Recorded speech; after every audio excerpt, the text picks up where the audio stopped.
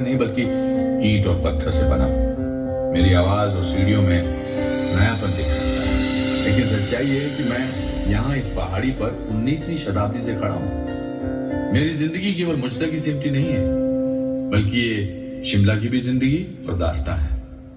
मेरा नाम बेंटनी है। ये ऐतिहासिक महल मैं ही हूँ।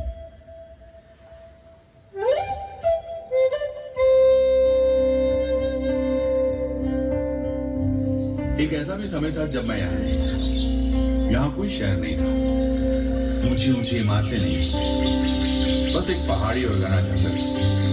लेकिन उस पहाड़ी और जंगल में जीवन था, जीवंतता थी, भरपूर जिंदा दिली थी। ये पशु पक्षियों से गुलजार था।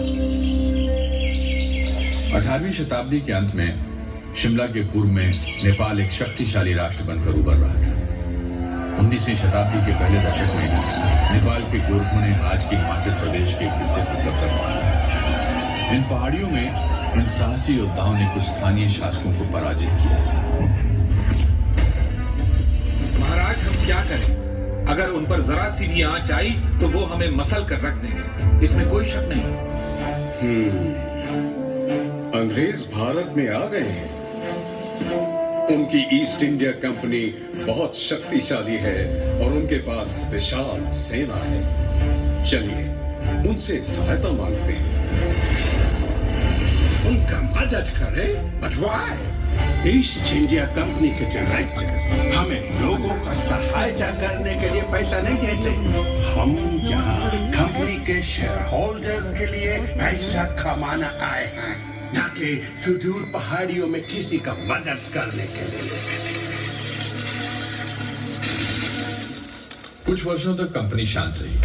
हिमालय की निचली पहाड़ियों में भारी परिवर्तन होते देखती रही।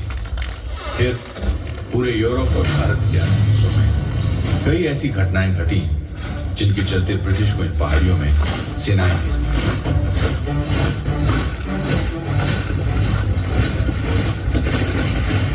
शिमला में जमकर लड़ाइयां हुई और मुठभेड़ हुई। राजाओं और अंग्रेजों की जीत हुई और सन 1815-16 में गोरखा युद्ध हुआ।